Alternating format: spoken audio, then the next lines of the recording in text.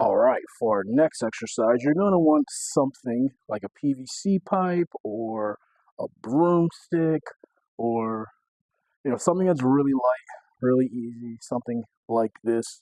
Definitely not a barbell, definitely not anything heavy. It's going to be a PVC hip hinge. So I use this technique to teach people how to hinge properly. I also have this box that's right behind me. It's going to be a nice little tactile cue for me to know where to keep everything in line at. So what I'm going to do is I'm going to take this and I'm going to put it on my back like so. It is meant to replicate your spine. So we want to have 3 points of contact.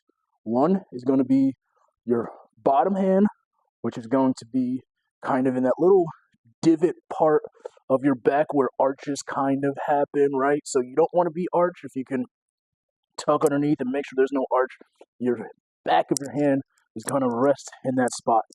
The next point of contact is just going to be the pipe, which is going to be in the middle of your spine. You see, like so, right there. The last point of contact, the top hand, is going to go on the top of the PVC pipe facing this way. So if you see, this hand's facing this way, this hand's facing this way, and that point of contact is going to be, might have been a little too far, you can see, that point of contact is going to be attached to my head, and I'm making sure, I'm using this hand to make sure it stays on my head. So if you see, I have point of contact, middle of the spine point of contact, on the top of my head point of contact. All right, after that, I'm also going to make sure that my calves and the back of my knees are against a box like so. That's going to be a good tactile cue, like I said. And the goal of this is to keep everything in line and attached to those things while you can now perform a hip hinge movement.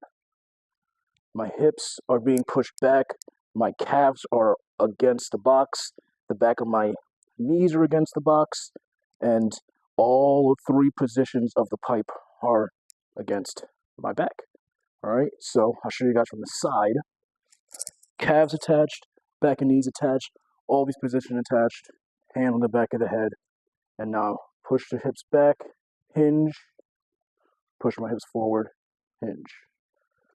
Show you guys this last angle here, same thing, all points of contact, push back,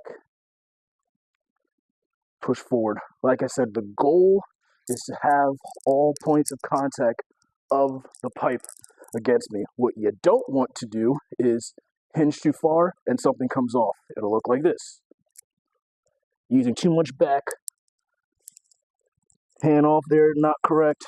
All those things are incorrect. So if you do the hinge movement and something comes off, then readjust, make sure you're keeping all things attached, and make sure everything is moving as one.